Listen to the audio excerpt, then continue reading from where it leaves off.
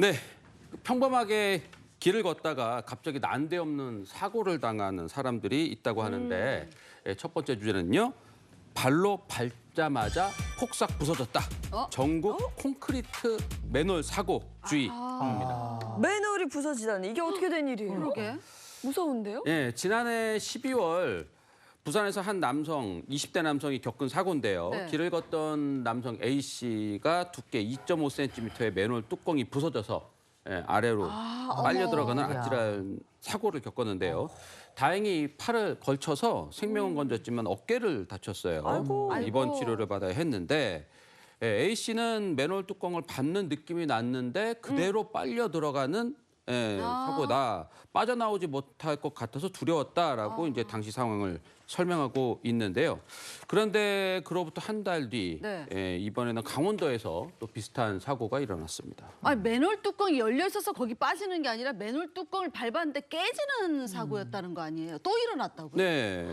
근데 이번에는 강원도 춘천에서 40대 여성 B 씨가 그 성인 주먹보다 좀 큰 그 네. 구멍이 맨홀의 구멍에 이제 발을 빠질 뻔한 사고를 당했는데요.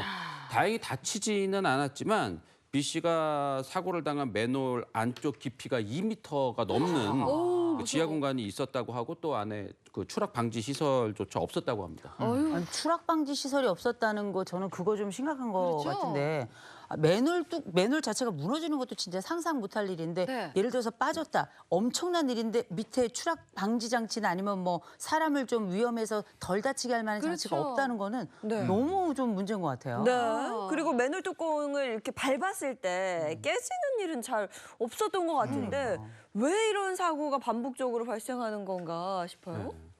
이 확인을 해보니까요, 이 사고의 공통점이 있었는데요. 바로 콘크리트 맨홀이었습니다. 콘크리트. 네, 지금 화면으로 보이는 이 맨홀, 이렇게 생긴 맨홀, 이것도 보신 적 있으시죠? 많죠 저거. 네, 그럼요. 뭐 흔하게 볼 수 있잖아요. 맞아요. 네, 우리 주변에서 흔하게 볼 수 있는 이 맨홀 뚜껑은 도시 미관에 어울리는 디자인으로 만들어져서 이른바 조화 맨홀로 불리는데요. 네. 그 철제로 만든 뚜껑이 하나에 이제 철제로 만든 맨홀 뚜껑이 한 20-30만 원 하는데 한 개. 예, 이 콘크리트 맨홀 뚜껑은 개당 10만 원 안팎. 아, 반값 저렴하구나. 가격이 이렇게 절반밖에 되지 않기 아이고. 때문에 이 저렴하다는 강점 때문에 2000년대 초반부터 이게 또 중국에서 콘크리트 아하, 맨홀 뚜껑을 중국. 수입해서 이 전국 곳곳에 설치했다고 합니다.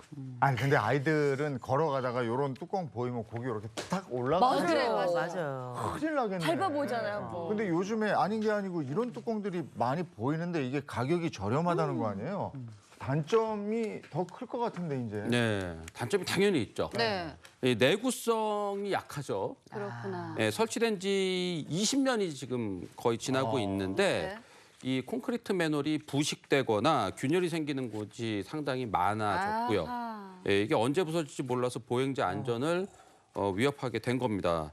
이 더 큰 문제는 전국에 설치된 약 340만 개의 맨홀 뚜껑 중에서 네. 네. 이런 그 콘크리트 맨홀 저런 뚜껑이 어느 정도나 되는지 이 그 수조차 파악이 되어 있지 않다고 합니다. 아니 이거 파악해야죠. 이게 뭐 아니 전국에 가다 보면 우리가 길거리 가다 보면 뭐 몇 걸음 걸어가면 다 맨홀 있어, 있는 거 또 있어. 아니에요. 맞아요. 그러면 이게 뭐 쇠로 된 건지 아니면 뭐 이게 콘크리트 된 건지 우리가 막 그렇게 보고 지나다니는 건 아니잖아요. 네. 제가 이 말씀 들으면서 제가 걷는 길 체중이 점점 늘고 있는데 밟으면 그냥 무너질까 봐 걱정이에요.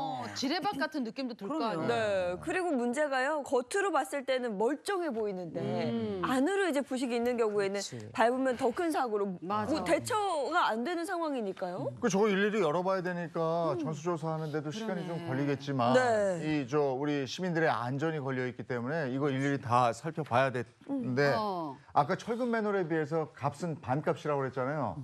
근데 이거 교체 주기가 있는 거 보니까 이거 돈이 더 들게 생겼어요. 맞아. 자, 그러다 보니까 맨홀 공포까지 퍼지고 있다는데요. 네, 그렇습니다. 온라인에서는 콘크리트 맨홀 뚜껑이 보이면 무조건 피하라라는 게시물이 확산되고 있는데요. 누리꾼들은 생각도 못한 문제인데 너무 무섭다. 우리 동네도 금이 간 맨홀 뚜껑이 많더라.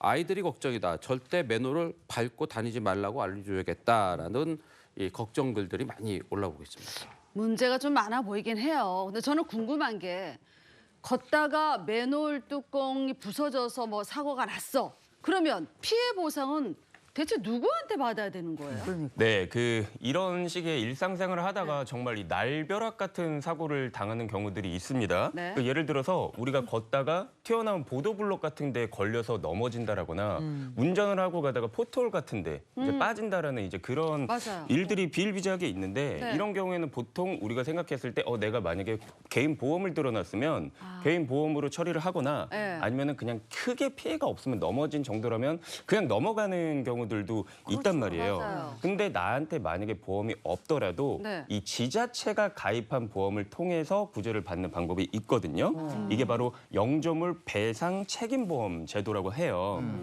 우리나라는 법적으로 도로나 공원 이런 어떤 지자체에서 관리하는 곳에서 일어난 피해는 지자체가 배상할 책임이 있다라고 봅니다. 때문에 이 대부분의 지자체에서는 이러한 사고를 대비해서 보험을 들어놓고 있어요. 네. 그래서 내가 이러한 사고를 당했다라면 보험 처리 절차를 이행을 하셔야 되는데 간단합니다. 담당 시청이나 구청에 가셔가지고 내가 겪은 피해가 영조물 배상 책임 보험에 해당하는 대상인지 확인을 해보시고 만약에 대상이 된다면 담당 부서의 안내를 받아서 필요한 보상 절차를 받으시면 됩니다. 그리고 내가 만약에 별도로 가입한 상해보험 같은 게 있다고 하더라도 그로 인해서 보장받는 범위가 부족하다라고 하면은 중복해서 보상을 받을 수 있다는 점도 기억하시면 좋겠습니다. 저는 이 영조물 배상 이게 이 보험이라는 걸 처음 들었어요. 영조물 처음 들었는데 배상보험. 요거 일단 뭐 맨홀 뚜껑 사고 났다. 그럼 지자체에 딱 바로 말하면 되는 거 아니에요, 그죠? 그렇죠. 영조물 배상 책임이 지자체에서 만약에 관리나 설치상의 하자가 있다고 하면 책임을 져야 되니까 근데 이게 네. 사고가 날 때마다 지자체에서도 다 돈을 들여서 배상해 줄 수는 없잖아요. 그래서 이 보험을 들어두는 거라고 생각하시면 쉬울 것 같습니다.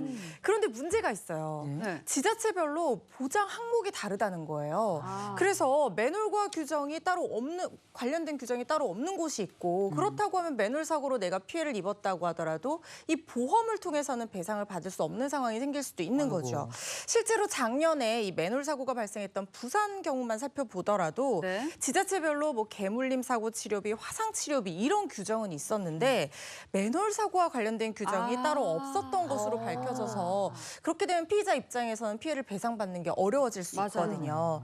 이렇게 이 지자체 차원에서 배상을 받는 경우가 많지만, 그러니까 이 어려운 경우도 있다 보니까 맨홀 뚜껑이 부서져서 발생한 사고의 경우에도 일률적으로 좀 이 보장 항목에 포함시켜서 좀 누구나 다 쉽게 사고가 났을 때 배상을 받을 수 있도록 제도적인 정비를 해야 되는 것이 아니냐 이런 얘기들도 나오고 있습니다. 아니 그러니까 저는 맨홀 뚜껑 사고라는 것은 네. 폭우가 난 다음에 맨홀 뚜껑이 물에 휩쓸려 날아가서 그러니까 맞아요. 거기에 사람이 빠져서 맞아요. 사고를 당하고 이런 건 들어봤어도 멀쩡히 걷다가 이게 그러니까. 부서져서 그러니까 이런 예가 없기 때문에 보험도 보장이 안 되고 있었던 것 같은데 개물림이 되는데 이게 맨홀 사고는 치료비가 없다? 네. 그럼 이게 저 지자체 구청에서 배상을 못 받으면 국가 배상이 있는 건가? 이거 어떻게 해야 되는 건가요? 일단은 구청에서 들어놓은 보장 보험의 대상이 아니다라고 하면은 결국에는 방법은 뭐 소송 이제 밖에 네. 없겠죠. 그래서 최후의 방법으로는 이제 국가 배상을 생각을 해볼 수가 있는데요. 실제로 지난 2020년 경기도에서 또 다른 보행자가 부서진 맨홀 뚜껑을 밟고 왼쪽 다리가 골반으로 골반이 빠져가지고 땅으로 빠지는 사고를 당해서 전치 2주의 부상을 입었는데요. 이분이 지자체에 보상 문의를 했지만 네. 보험 처리 대상이 아니므로 국가 배상 절차를 밟아라라는 안내를 받았다고 합니다. 네. 근데 사실 이런 사고를 당했을 때 보통 피해자들이 이 국가 배상을 받는 대신 그냥 개인이 어떻게 그냥 참고 그래, 견디거나 맞아. 아니면은 그냥 개인 보험 처리를 하는 경우가 많단 말이에요. 왜 그러냐면 결국에는 제도 절차가 까다롭다라는 게 문제점이에요.